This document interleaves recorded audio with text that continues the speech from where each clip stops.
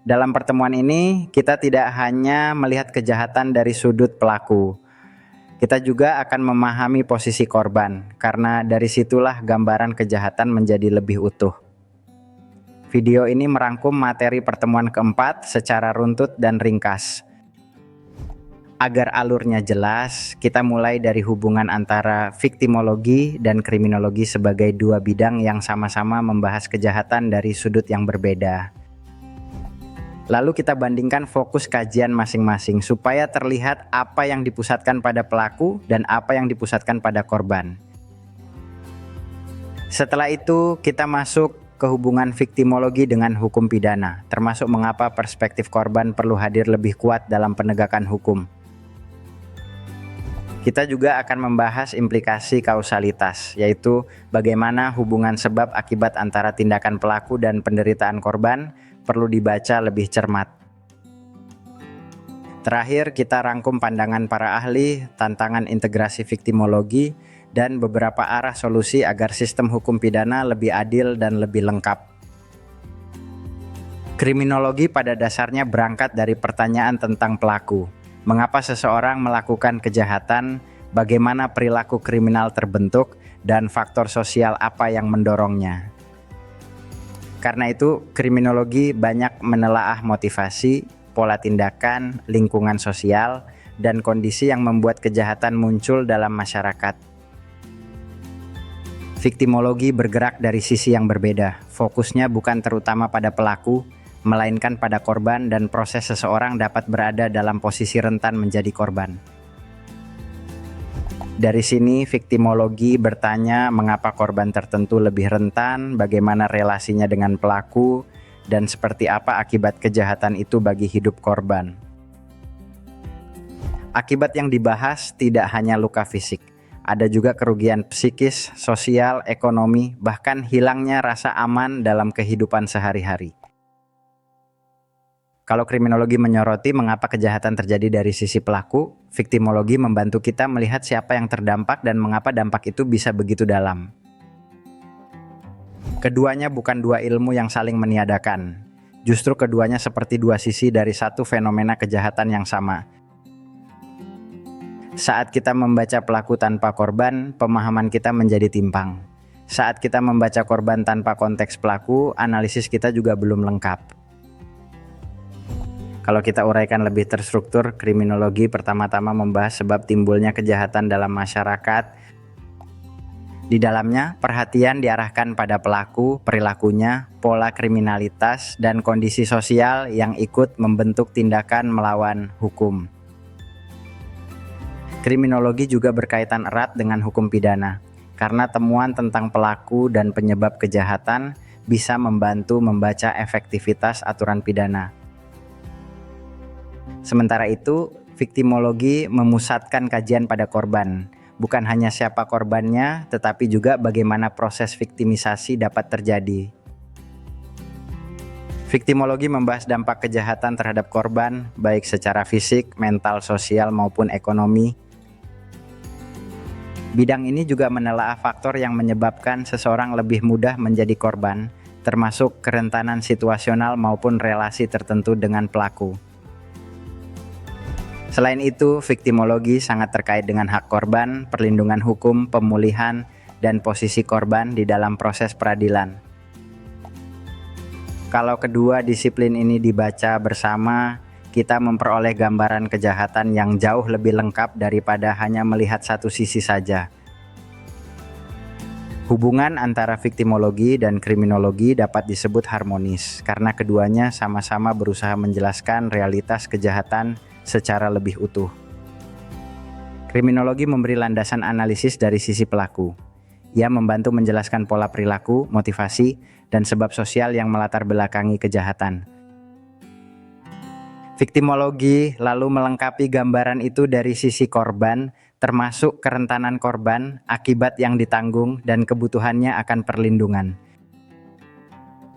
Dengan begitu, analisis kita tidak berhenti pada siapa yang berbuat. Kita juga melihat siapa yang terdampak dan bagaimana dampak itu berlangsung. Pendekatan yang hanya bertumpu pada pelaku sering menghasilkan bacaan yang sempit, terutama ketika penderitaan korban dan relasinya dengan peristiwa pidana tidak masuk ke pusat perhatian. Sebaliknya, ketika perspektif korban ikut dibaca, kita bisa memahami kejahatan sebagai peristiwa sosial yang melibatkan relasi, dampak, dan kebutuhan pemulihan. Itulah sebabnya pemahaman yang menyeluruh tentang kejahatan membutuhkan kriminologi dan viktimologi secara bersama-sama, bukan dipisahkan. Sekarang kita masuk ke hubungan viktimologi dengan hukum pidana. Hukum pidana pada dasarnya mengatur perbuatan yang dilarang dan sanksi bagi pelakunya. Karena orientasinya kuat pada pembuktian perbuatan dan pertanggungjawaban pelaku, perspektif korban dalam praktik sering belum memperoleh ruang yang memadai.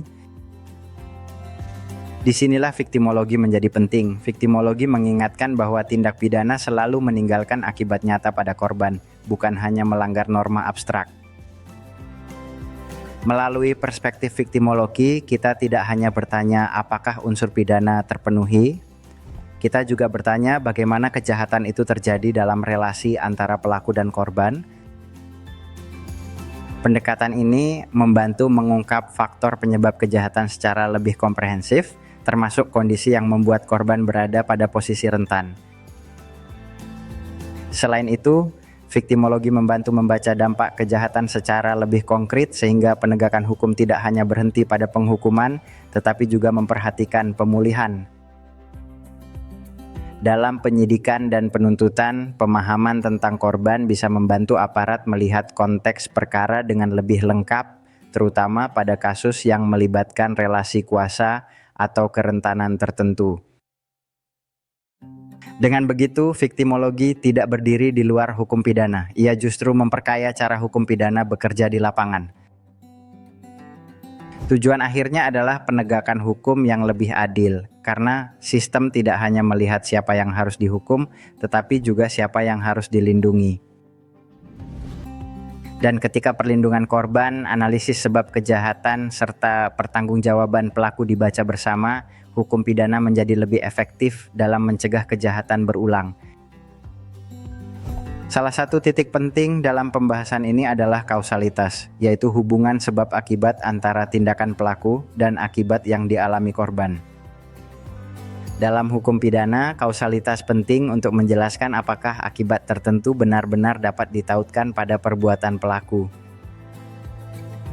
Namun, dalam konteks KUHP, pengaturan tentang kausalitas tidak selalu dinyatakan secara eksplisit sebagai pembahasan tersendiri yang rinci.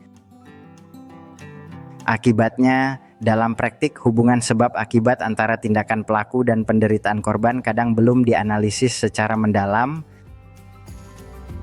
Padahal dari sudut viktimologi, titik ini sangat penting.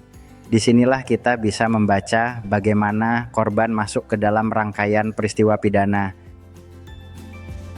Viktimologi mendorong kita untuk menelaah relasi antara korban dan pelaku, situasi yang mendahului peristiwa, serta dampak yang muncul setelah tindak pidana terjadi.